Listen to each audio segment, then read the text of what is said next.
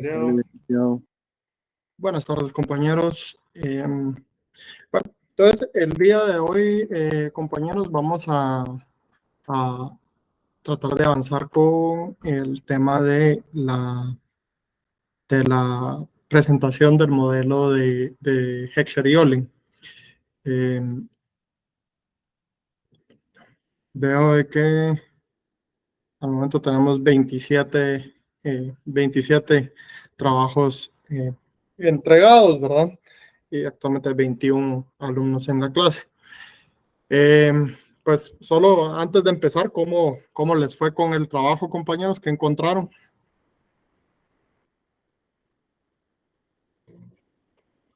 No sé cómo lo sintieron. Adelante, Carlos. Pues de mi parte, bastante interesante, licenciado, porque ese modelo explica, bueno, bajo los supuestos, ¿verdad? Supuestos que simplifican el modelo, cómo funciona el intercambio, ¿verdad? Con la ventaja comparativa que tiene cada país y lo importante, ¿verdad? Que es especializarse en una parte del factor de producción, ¿verdad? Por ejemplo, capital o trabajo, ¿verdad? Entonces, por ejemplo, mi ejemplo fue México intentaba exportar trigo y Estados Unidos le intentaba exportar computadora. Entonces,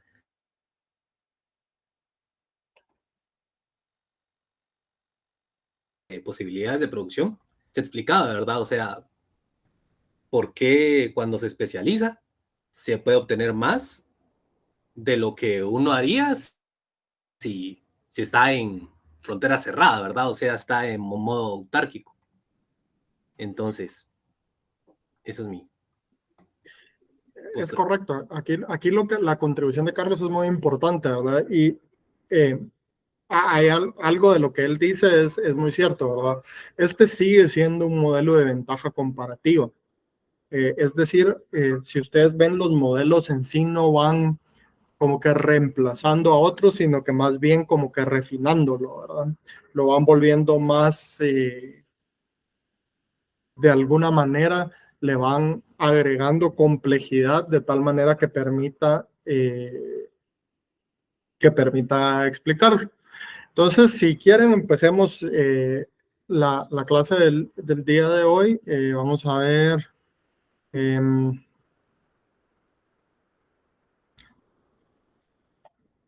Tengo 28 entregados. Vamos a generar un número aleatorio.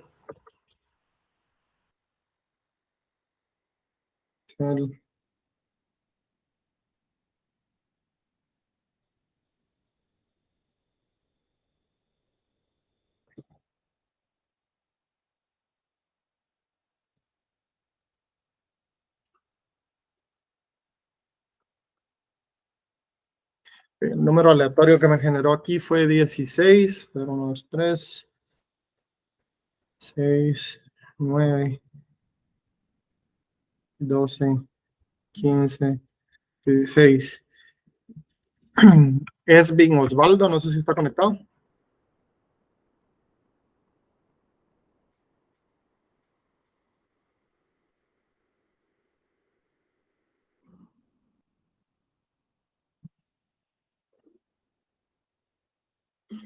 Es Bing, no sé si me escucha, veo que sí está conectado.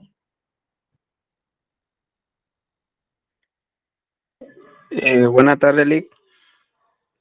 Sí, estoy acá, Bueno. Lick, solo que ahorita estoy en un examen de recuperación, entonces se me complica un poco ahí exponer.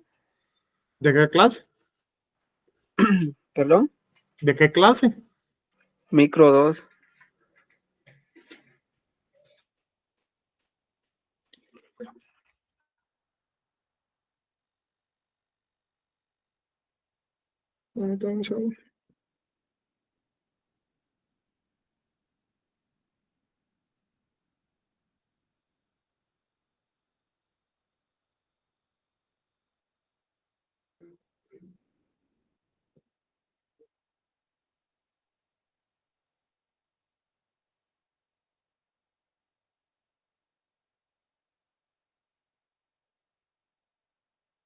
¿Alguien más que esté ahorita en el examen de micro, compañeros?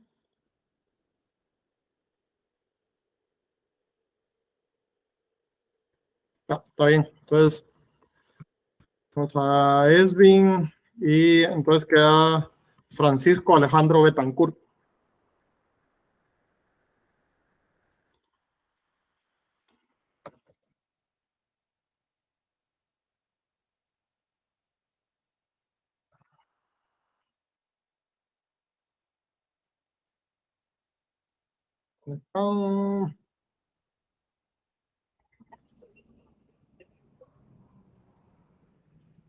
¿Cómo está Francisco?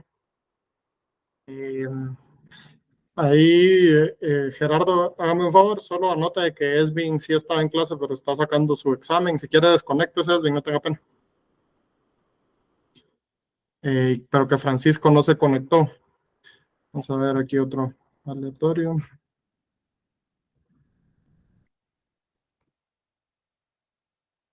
Abel Aceituno.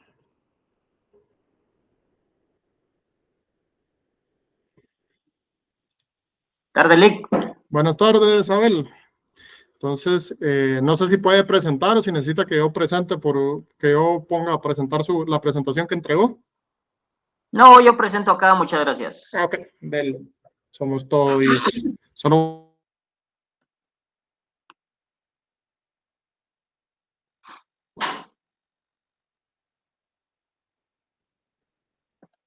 entonces, pues ahí tenemos la pantalla de Abel y adelante, Abel. Ok, bueno, buenas tardes a todos. Pues como acá pueden ver en la presentación, este es el modelo de Fetcher y Olin, que fueron o son, o sea, no averigüé si todavía viven, pero dos economistas suecos que implementaron este modelo. Entonces, por acá puse las fotos de ellos, pues porque a veces escuchamos de los economistas o cualquier otro autor y no, o sea, a veces ni siquiera sabemos el rostro de la persona. Entonces dice, el modelo fue desarrollado por dos economistas suecos en el año de 1977. La teoría es que los países con diferencias de recursos son más productivos. Esta teoría lleva el nombre de teoría de Fetcher y Olin, pero también es llamado teoría de las proporciones factoriales. ¿Qué quiere decir esto? En el, en el, en el libro decía de que hay países que tienen mucha intensidad o tienen mucho producto para poder exportar a otro país. Daba el ejemplo que era de Canadá. Dice que Canadá le exportaba madera a Estados Unidos, pero no era porque Canadá tuviera tanta madera o que fueran muy productivos en eso, sino que había muy poca cantidad de personas que vivían ahí, o sea, por metro cuadrado, entonces ellos podían cortar la madera y exportarla. Entonces, acá en la siguiente, dice, en la actualidad el comercio internacional no solo se rige por la productividad de cada país, al contrario, hay países que cuentan con muchas ventajas de capital, tierra y recursos naturales, que les ayuda a ser más productivos, sin contar con alta tecnología. No digamos los países que sí cuentan con ese recurso súper importante. Acá uno de los ejemplos que les podría dar sería lo de acá de Guatemala, la exportación de azúcar. Guatemala, si no estoy tan mal, es el tercer productor exportador de azúcar a nivel mundial. Pero nosotros, pues como tenemos bastante ese recurso, más la intensidad, entonces nos hemos especializado en eso. Pero nosotros recibimos casi toda la tecnología de otros países, por ejemplo, televisores, computadoras, lavadoras, microondas. Todo eso que nosotros no producimos, se lo tenemos que comprar a países que cuentan con la tecnología necesaria y esa intensidad productiva para que nosotros podamos comprar esos productos y pues importarlos, va, definitivamente. Entonces, en estos casos estamos hablando de intensidad y por supuesto de abundancia de factores de producción. por lo que también se puede decir que en el futuro el trabajo y el capital cambian de sectores. ¿Qué quiere decir esto? Que decía el libro, por ejemplo, en la actualidad yo puedo tener un terreno y el cual lo puedo arar con bueyes y transportar el producto con carreta. En el futuro yo podría comprar un terreno más grande, comprar un tractor y por efecto tener una mejor producción de ya sea de maíz, frijol o pues lo que sea, ¿va? Lo que se dan en países que realmente sí tienen los recursos y la tecnología. Y el capital también puede cambiar de sector. Abel, Ajá. sí. Bueno, regresando a su ejemplo anterior, el que tiene en la diapositiva 2. Ahí estamos, ¿verdad? Entonces, el modelo nos dice de que dependiendo de la dotación de recursos o la disponibilidad de recursos que hayan disponibles en un país, eso nos prestará o nos permitirá especializarnos. Uh-huh. A grandes rasgos, ¿verdad? En el ejemplo que usted nos daba sobre Canadá, ¿qué recurso o qué factor de la producción es aquel que Canadá tiene en abundancia que le permite especializarse en la producción de madera para exportación? Lo que comentaba el libro era de que ellos tenían mucha tierra ociosa, entonces tenían muchos bosques. Por eso era que ellos podían exportar hacia Estados Unidos madera. Excelente. Entonces, y gracias por la aclaración, Abel. Permítame un segundito, solo voy a ampliar aquí el tema para que vayamos comprendiendo con los compañeros, ¿verdad? Okay. Entonces, y ahorita seguimos con su presentación.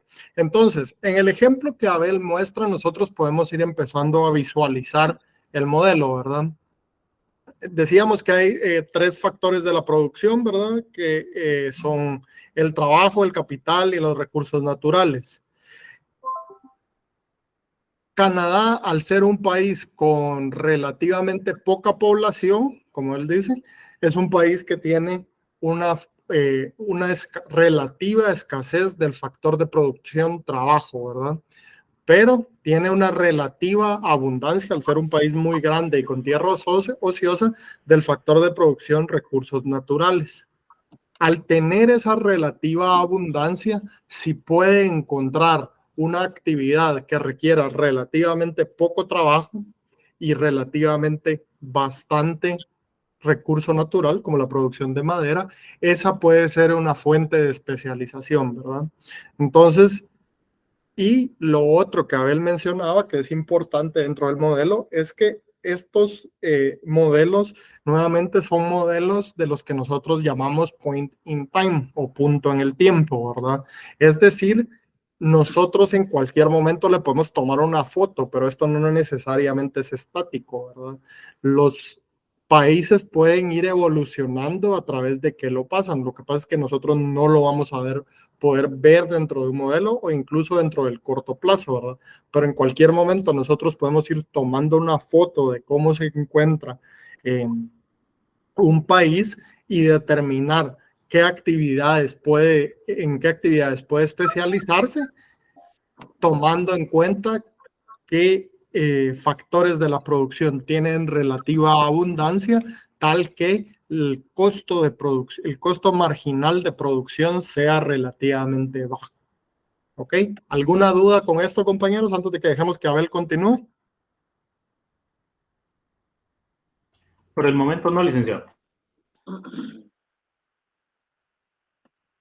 Ok, excelente.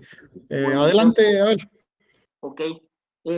Bueno, solo para comentar lo que Lick decía sobre lo del futuro. Por ejemplo, acá, la Atanasio Tzul hace muchos años no tenía el nivel de empresas o industrialización que vemos en la actualidad. Entonces, unos 40, 50 años sí ha ayudado a que nos podamos dar cuenta de cómo lo podemos ver en la ciudad, por ejemplo, en la ciudad cómo era antes, cómo es en la actualidad. Y lo mismo, o sea, la forma de invertir el capital, ¿va? Porque, por ejemplo, pueda que yo antes solo tenía un terreno, en la actualidad ya tengo una casa. Entonces, el capital en el futuro siempre se va a invertir, independientemente si es una empresa o una persona. Es correcto, y lo que ahí Abel menciona, compañeros, y aquí tal vez solo una breve aclaratoria, ¿verdad? Hay que recordar que estamos utilizando capital en el sentido económico y no en el sentido coloquial. Generalmente nosotros cuando hablamos de capital en nuestra vida diaria o en el sentido coloquial, nos referimos a dinero en efectivo, ¿verdad? O al saldo que se tiene de una deuda o a un ahorro con el que se cuenta, ¿verdad? Él tiene un capital ahorrado. Pero en el sentido económico, recordemos que el capital se refiere a la inversión física, ¿verdad? De hecho, pues si quieren, pues en algún otro momento podríamos hablar de cómo llegamos a hacer esa conexión, ¿verdad? Pero aquí estamos hablando de capital y el ejemplo que da Abel es el ejemplo del Atanasio. Dice, bueno, ¿qué le pasó? Fue una transformación, ¿verdad? Es una zona del país donde hay una concentración de capital importante porque se fue cambiando, ¿verdad? Entonces, la proporción relativa de capital y trabajo de Guatemala ha venido cambiando entre los últimos 50 años, ¿verdad? Si vemos nuestros productos de exportación, es aparente que no lo suficiente para cambiar por completo nuestra matriz de exportación, pero si vemos nuestra matriz de exportación, podemos ver, ¿verdad?, que el principal producto de exportación de Guatemala hoy en día ya no es un producto primario, ¿verdad? Es ropa, que es manufactura de bajo valor agregado, pero ya muestra que la relativa abundancia de capital en Guatemala ha ido aumentando de tal manera que nos permite empezar a modificar ese esquema de productivo, ¿verdad? Adelante, Abel. Bueno, como les comentaba hace un momento, por ejemplo, el país que es abundante en un factor exporta el bien cuya producción es intensiva. En este factor, la mayoría de países tienden a exportar los bienes cuya producción es intensiva en los factores que tienen una dotación abundante. Era lo que les comentaba, ¿va? El ejemplo del azúcar de acá de Guatemala y pues los electrodomésticos o la alta tecnología que tiene Estados Unidos para exportar, para vendernos a nosotros los productos tecnológicos. Ahora, uno de los efectos del comercio internacional, la distribución de la renta es la siguiente. Dice que los propietarios del factor abundante en el país ganan con el comercio, pero los propietarios del factor escaso pierden en el comercio. Yo estaba leyendo en el libro que decía que los capitalistas se volvían como que más ricos y las personas o los países más pobres también se volvían como que un poco más pobres. Pero me puse a pensar de que es muy cierto de que los países capitalistas sí, o sea, sí ganan más, puesto que las producciones de escala de ellos tienen menores costos y las producciones que tenemos nosotros, los países subdesarrollados, es más costoso, pero al momento de que haya trabajo y exportaciones de ambos países, siempre se genera acá un sistema o sea, de trabajo, de logística, de exportación y de todo. Entonces, es bueno que haya comercio internacional, puesto que ambos países van a tener importaciones y exportaciones y pues se va a mover el dinero de un país a otro.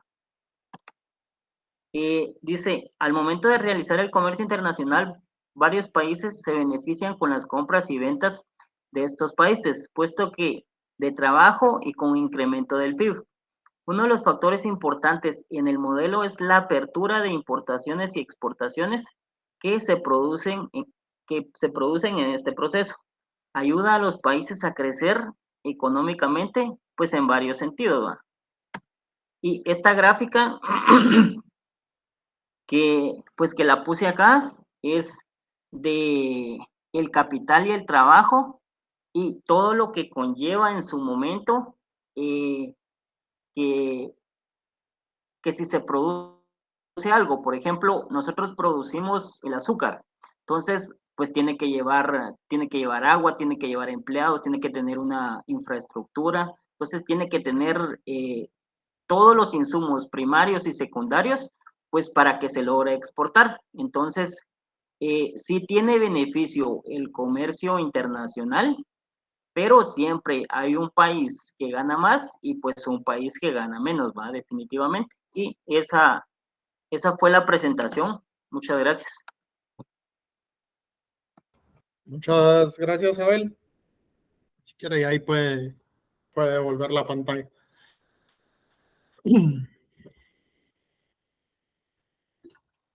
Muy bien, compañeros. En términos del tema de compensación que mencionaba Abel ahí, ¿qué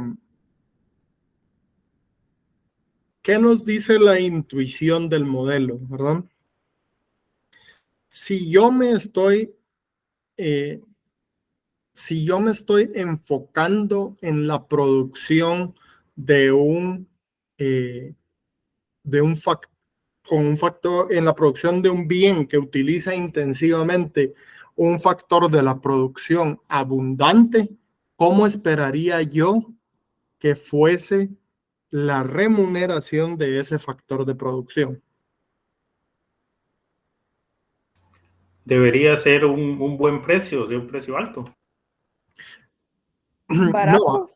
No, ahí Sally creo que tiene la intuición correcta. Debería ser barato, ¿verdad? Esa es la razón de por qué yo me quiero especializar en el factor de producción relativamente abundante, ¿verdad? Es correcto, ¿verdad? Entonces, si yo tengo...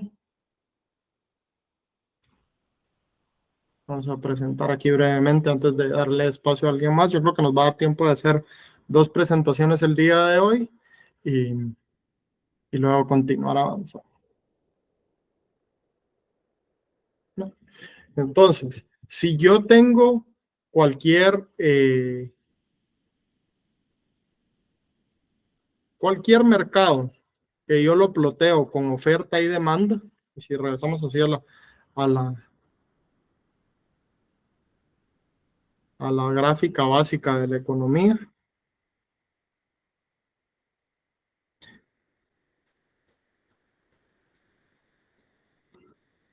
digamos que esta es la oferta de un factor de la producción y esta es la demanda de un factor de la producción, ¿verdad? Si yo tengo una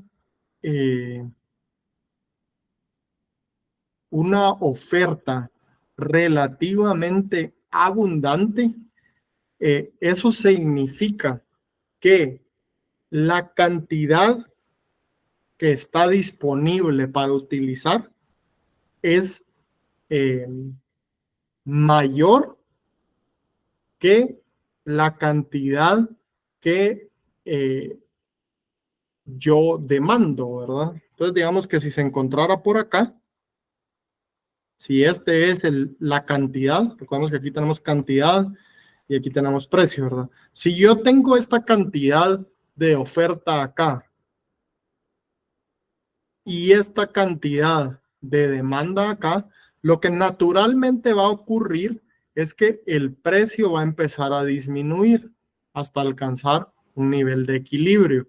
Entonces, yo quiero tener un factor de la producción cuya oferta sea mayor a la demanda, porque eso baja los precios, ¿verdad?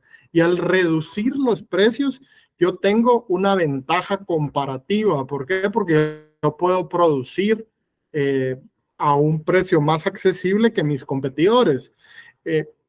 Por ejemplo, estoy seguro de que hay alguna manera técnica de hacer que qué sé yo, digamos el café. El café solo crece a niveles comerciales entre el trópico de Cáncer y el trópico de Capricornio, ¿verdad?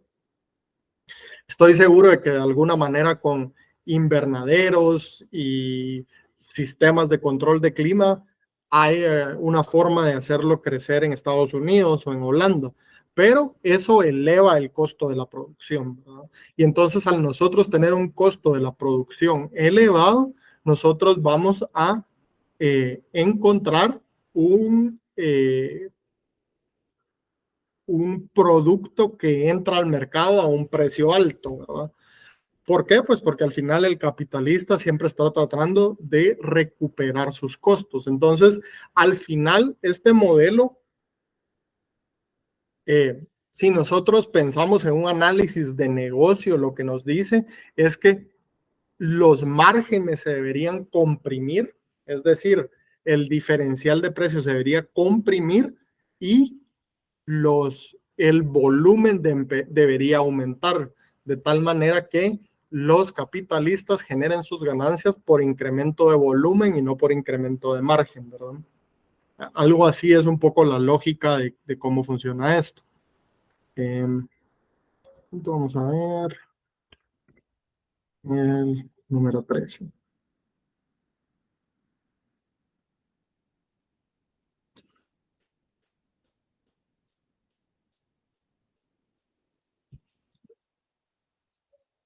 Damaris Melissa.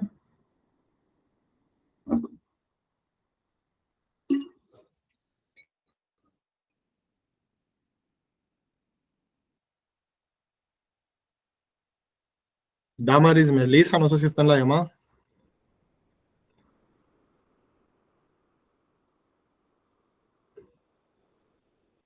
Ok. No.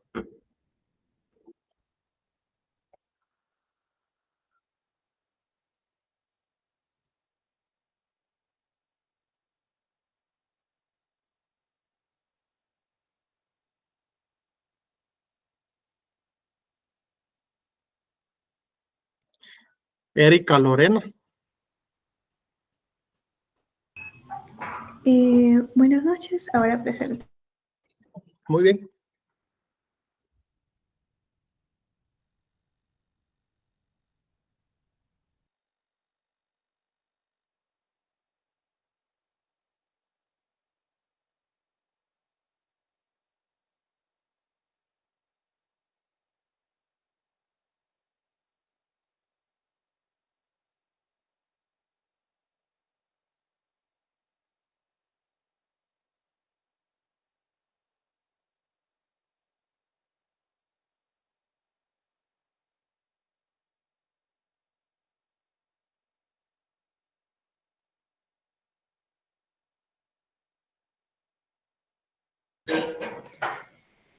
Bueno, buenas noches, licenciado auxiliar y compañeros.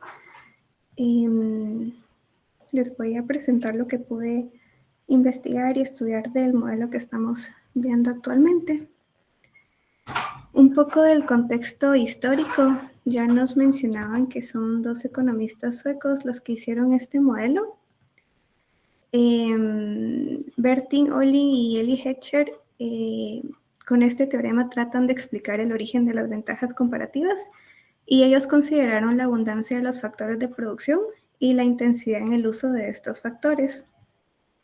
Este modelo predice que si un país tiene una abundancia relativa con un factor, ya sea trabajo o capital, va a tener una ventaja comparativa y competitiva en aquellos bienes que requieren una mayor cantidad de ese factor. Es decir, que los países van a exportar los bienes donde son intensivos en los factores con los que ellos tienen con mayor abundancia. Un poco de la mecánica de este modelo. Vamos a suponer que tenemos dos países, en este caso Nicaragua y Suecia, que producen dos bienes, por ejemplo, cebada y bayas, con dos factores de producción. Acá con los factores de producción, David Ricardo y Adam Smith habían dejado de lado el capital, ya que ellos no lo consideraban un elemento determinante, porque suponían que la cantidad de capital era proporcional a la cantidad de mano de obra. y por lo tanto era el trabajo lo que determinaba el costo de los bienes producidos, de acuerdo con la teoría que ellos tenían del valor trabajo. Pero en este modelo de Hechter y Olin se dan cuenta de que el capital es más importante y que posee una dotación de ambos factores. Entonces puede que en un país haya un mayor capital o un mayor trabajo. Y también mencionan que los bienes no requieren la misma cantidad de capital o trabajo. Algunos bienes van a requerir más capital o más trabajo, y por eso ellos hablan de cierta intensidad en el uso de los factores de producción. Bueno, algunos puntos claves que no se nos pueden olvidar es mencionar o recordar que los países con abundancia de capital van a exportar bienes que usen intensivamente este factor. Países con abundancia de trabajo van a exportar bienes que usan intensivamente el factor trabajo. Entonces, este teorema nos dice que un país va a exportar aquel bien que requiere intensivamente el factor que posee más abundantemente. Los supuestos de este modelo, uno de ellos es que es un modelo 2x2x2, es decir, que son 2 países, 2 bienes y 2 factores de producción. Existe una competencia perfecta en cada país. No hay movilidad de factores, es decir, que tanto el trabajo como el capital no los podemos mover de un país a otro. La calidad de los factores es la misma en ambos países.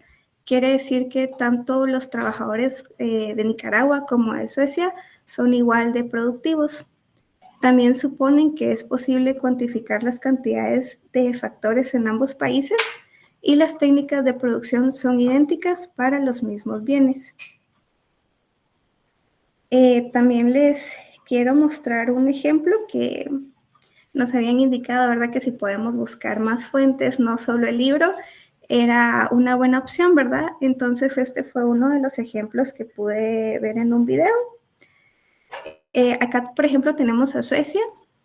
Ellos usan de trabajo, tienen 200 horas hombres o 200 trabajadores, y de capital tienen 800 unidades de capital disponibles. Para producir el bien bayas van a utilizar 6 unidades de trabajo y 12 de capital, y para producir cebada van a utilizar 10 unidades de trabajo y 10 de capital. Este modelo nos hace la pregunta de qué producto podría exportar Suecia si Nicaragua tiene una relación de capital-trabajo de 0.7. Nos están dando únicamente un dato de Nicaragua y todos estos datos de Suecia. Primero vamos a obtener la relación capital-trabajo de Suecia, dividiendo 800 entre 200 y nos da 4. Este 4 nos da a entender que Suecia es abundante en capital y que Nicaragua es abundante en trabajo. Recordemos que la relación capital-trabajo de Nicaragua es 0.7. Después vamos a obtener la intensidad que utiliza Suecia para producir cada bien. Dividimos 12 unidades de capital entre 6 de trabajo y nos da 2, y 4 unidades de capital entre 10 de trabajo para producir la cebada y nos da 0.4. Estos resultados nos dan a entender que las bayas es el bien que emplea intensivamente el capital. Y con este modelo podemos conocer en qué bien se va a especializar cada país. En este caso, vamos a suponer que Suecia va a exportar bayas porque ellos tienen mayor capital, van a exportar el bien donde utilizan intensivamente el capital y van a importar cebada. Al contrario, Nicaragua va a exportar cebada y va a importar bayas. Y eso sería todo. Gracias. Muchas gracias, Erika.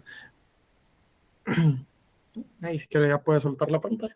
Gracias. Entonces, lo que Erika nos muestra ahí, esencialmente nos va diciendo dónde están las diferencias de este modelo versus los otros modelos que hemos venido trabajando, ¿verdad?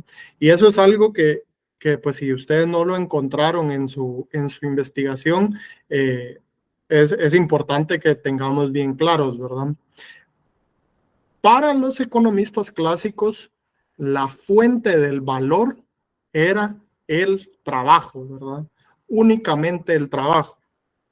Entonces, para ellos todo el valor provenía del trabajo y por eso nunca toman en cuenta el otro factor de la producción. Cuando nosotros empezamos a tomar en cuenta otros factores de la producción, entonces nosotros podemos encontrar otras fuentes de diferencia entre países. Y eso es algo que todos los modelos van mostrando, ¿verdad?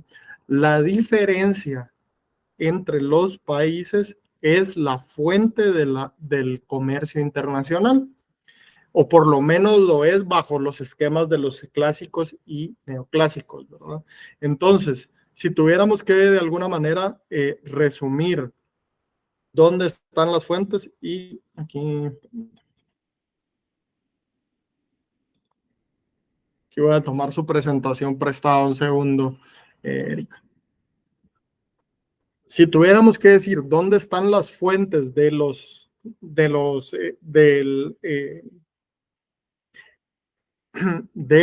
intercambio o de la raíz de por qué existe comercio internacional, diríamos es porque hay diferencias entre países y esas diferencias entre países provocan que yo, para satisfacer todas las necesidades de mi población, tenga que ir al mercado internacional y que los otros países, para satisfacer las necesidades de su población, tengan que venir a mi mercado, ¿verdad? Y entonces yo voy y vengo y le agrego la complejidad. Ahora veamos estos supuestos, ¿verdad? Bajo estos supuestos, nosotros podemos ir viendo la mecánica del modelo, ¿verdad? Entonces, lo que Erika nos decía es un modelo 2x2x2, ¿verdad? Entonces, yo voy a tener dos factores de la producción que son relevantes. Entonces, aquí ya tenemos nuestra primera simplificación. ¿Cuál es la primera simplificación del modelo? Que deja por un lado el factor de producción tierra. No lo toma en cuenta. Entonces, al dejar de lado el factor de producción tierra,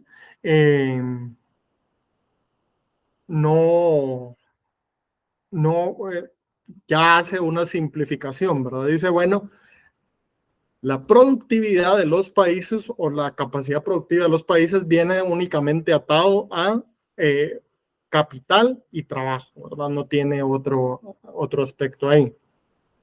Lo segundo, que existe competencia perfecta en cada país y que no hay movilidad en los factores, es decir, los trabajadores no tienen la capacidad de migrar entre país y país. Entonces, al tener nosotros competencia perfecta y la falta de movilidad de los factores de la producción, nosotros ya no tenemos, ya hacemos una limitación, ¿verdad? Ahora, lo que nosotros tenemos que ir pensando es, a pesar de estas limitaciones que hacen que el modelo mecánicamente trabaje bien, así como aquí en el ejemplo que nos presenta Eric, ¿será que yo puedo tomar las ideas centrales de este modelo y ver en ellas una guía de las fuentes del comercio internacional? Entonces les planteo la pregunta. ¿Ustedes creen que este modelo, a pesar de tener esas simplificaciones, sí tiene alguna idea acertada de las fuentes del comercio internacional?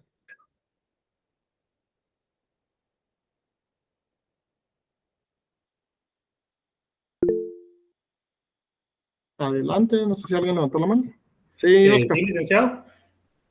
Sí, casualmente indican eso, que la evidencia empírica del modelo, a pesar de que tiene esas restricciones, sí se aproxima a la realidad, por lo menos dentro de lo que le permiten los supuestos, ¿verdad?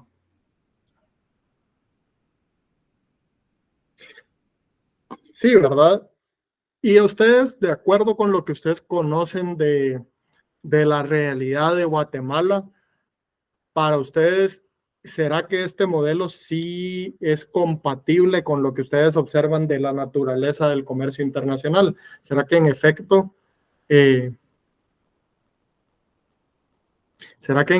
nosotros exportamos a países que son diferentes al nuestro?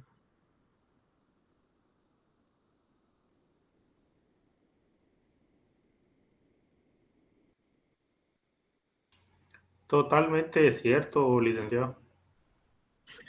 Pues lo que diríamos es que veamos la evidencia empírica. ¿Cómo veríamos nosotros la evidencia empírica? Pues si quisiéramos comprobar este modelo, ¿cómo verían ustedes la evidencia empírica, compañero?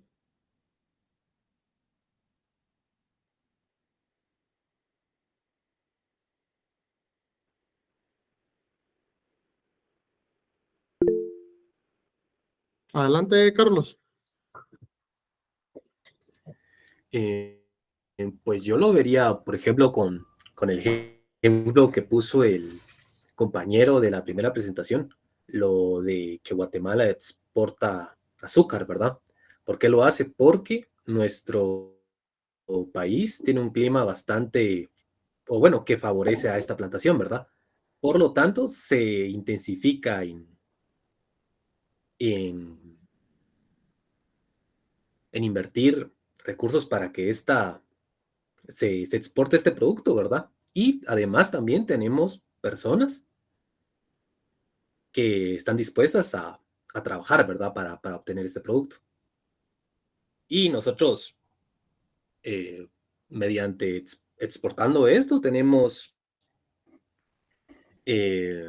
obtenemos dinero y ya con eso podemos intercambiar otros productos que no podemos tener, ¿verdad? Como por ejemplo autos, computadoras, ¿verdad? Ya se importa con ese dinero. Ok, muy bien. Entonces, lo que nosotros podríamos decir es que creo que todos podemos pensar en casos particulares en los cuales las ideas centrales de este modelo se cumplen, ¿verdad? Entonces, todos podemos pensar, bueno, sí, Guatemala exporta azúcar e importa carros, ¿verdad? Ese es un caso particular donde las ideas del modelo se cumplen. Si yo quisiera probar esto a nivel general, es decir yo que la fuente del comercio internacional viene de la diferencia entre países, ¿cómo podría yo hacerlo? Si yo quisiera hacerlo más amplio que pensar en un ejemplo particular. Y solo para que veamos, compañeros, quiero que empezamos a pensarlo en términos de una investigación, ¿verdad? De cómo haría yo esto como un investigador económico. ¿Qué tendría que pensar yo? ¿Qué variables tendría que yo tomar en cuenta para comprobar los supuestos, o no los supuestos, sino las ideas generales de este modelo?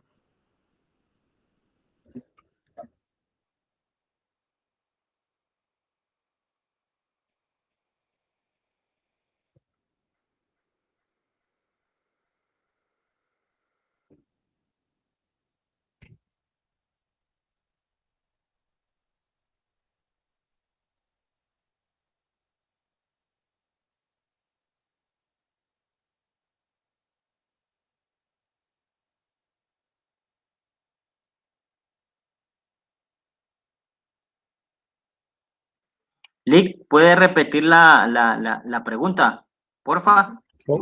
Con gusto. A ver, si yo quisiera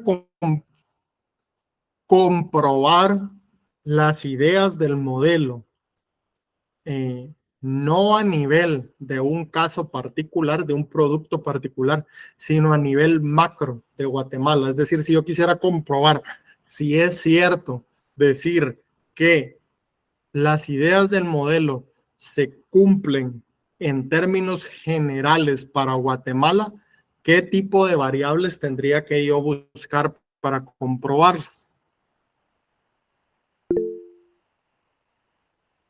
Adelante, Luis. Buenas noches, Lick. Bueno, con respecto a la pregunta, creo que tal vez una variable sería el PIB. ¿Ok? ¿Por qué el PIB? Porque el PIB nos indica la variación, o sea, lo que producimos, si producimos más con trabajo o producimos más con capital. En realidad el PIB lo que nos dice, recordemos que el PIB tenemos nosotros 3 maneras de medirlo, ¿verdad? Entonces el PIB realmente no toma en cuenta la dotación de los factores, lo que sí nos dice es cuánto nosotros invertimos y cuánto consumimos, lo cual podríamos utilizar como una variable proxy. Pero no nos dice las preguntas centrales de este modelo. Adelante, Carlos. Pues ahorita que lo estoy analizando, podríamos hablar de los sectores, el sector primario, el terciario. Por ejemplo, si un país está tercerizado, podemos decir que tiene una intensificación de parte del trabajo, ¿verdad? Porque esas personas están en el sector servicio, ¿verdad? O así como también si el porcentaje del país que esté industrializado, ¿verdad? Porque ahí nos pueden decir si tiene una alta intensificación de capital, ¿verdad? O sea, de máquinas y qué tipo de productos puede hacer, ¿verdad? Ese es mi... Ok. Ok. Muy bien. Lo que les diría, compañeros, es que ahorita están pensándolo de la manera pensándolo ya de una vez con datos, ¿verdad? Adelante, Luis. Lick, bueno, yo creo que tal vez un factor que podríamos utilizar sería los índices de la Organización Mundial del Comercio, porque ahí también nos indicaría mucho las transferencias de un país con otro. Nos daría una mejor visión de cómo, si se cumple o no la dotación de los factores o la teoría. Ok. Aquí Abel, que nos pone en el chat, la balanza de pagos va por el camino correcto. La balanza de pagos tal vez como tal no nos daría la información, pero sí esa sección de las cuentas nacionales del Vanguard. ¿Qué necesito yo ver? Si yo fuera a comprobar este modelo, necesitaría ver, uno, qué exporta Guatemala. ¿Dónde veo que exporta Guatemala? ¿Verdad? Número 2, ¿qué utiliza? Porque no me interesa toda la producción, más o menos que el 50-60% más, el 90% de la producción de Guatemala es para consumo interno, ¿verdad? Entonces, esa no es relevante para el modelo, eso es relevante la exportación. Entonces, me interesa saber qué exporta Guatemala, me interesa saber a quién le exporta Guatemala, es decir, ¿será que Guatemala le exporta a países que son muy diferentes a Guatemala o países que son muy similares? Guatemala, por ejemplo, le exporta a Estados Unidos, pero también le exporta bastante a Centroamérica. Si consolidamos a los otros 5 países o 4 países de Centroamérica, o 5, no sé cómo lo quieran ver, son el segundo o tercer socio comercial de Guatemala, ¿verdad? Que son países extremadamente similares a Guatemala. Y cómo es la función de producción, a grosso modo, de esa producción, ¿verdad? Sabemos que, por ejemplo, la producción agrícola tiende a ser intensiva en el uso de trabajo y no tan intensiva en el uso de capital. La producción de bienes manufacturados de baja calidad tiende a ser menos intensiva en términos de capital y más intensiva en términos de, perdón, menos intensiva en términos de trabajo y más intensiva en términos de capital. Entonces, por ahí vamos, así es como nosotros podríamos hacer un análisis sistemático, ¿verdad? De ver, ¿será que de verdad Guatemala le está exportando a países diferentes y está exportando productos que tienen una situación diferente a Guatemala? Y ahí probablemente encontraríamos, y lo que vamos a encontrar es que ningún modelo se va a cumplir el 100% de las veces, ¿verdad? Pero en términos generales vamos a poder encontrar modelos que se ajusten en diferente proporción. Para la siguiente clase, compañeros, quiero que nos enfoquemos en que ustedes discutan y abarquen la mecánica del modelo, ¿verdad? Cuando hablo de la mecánica del modelo es que ustedes ya vayan pensando en cómo se comporta gráficamente y matemáticamente el modelo, cómo es que eso se cumple en el modelo, ¿verdad? Centrémonos por el momento en lo gráfico, ¿verdad? No necesito que deriven las ecuaciones ni nada así, sino en lo gráfico, que ustedes gráficamente me puedan enseñar los movimientos del modelo. El libro lo describe bastante bien, es un buen punto de partida, pueden siempre utilizar otras fuentes como hizo Erika, pero eso será lo que vamos a abarcar en la siguiente clase, compañeros. No sé si hay alguna duda antes de que terminemos la clase del día de hoy. No, licenciado. Muy bien, entonces, Gerardo, miren, no sé si se puede en el Classroom, ahí se lo dejo de tarea, que solo cambie la fecha, solo tome nota de quienes entregaron hoy su tarea, porque pues esas personas cumplieron con lo que se les encargó, para que tengan nota completa de esa presentación, y luego mueva la entrega de la tarea para el jueves. Y en el jueves, pues que ustedes sobre esa misma presentación vayan agregando 1 o 2 diapositivas donde me muestren la mecánica del modelo como tal.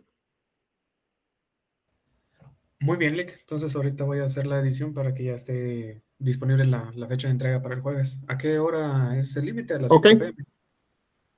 A la hora que empezamos clase. Ah, perfecto. ¿Ok?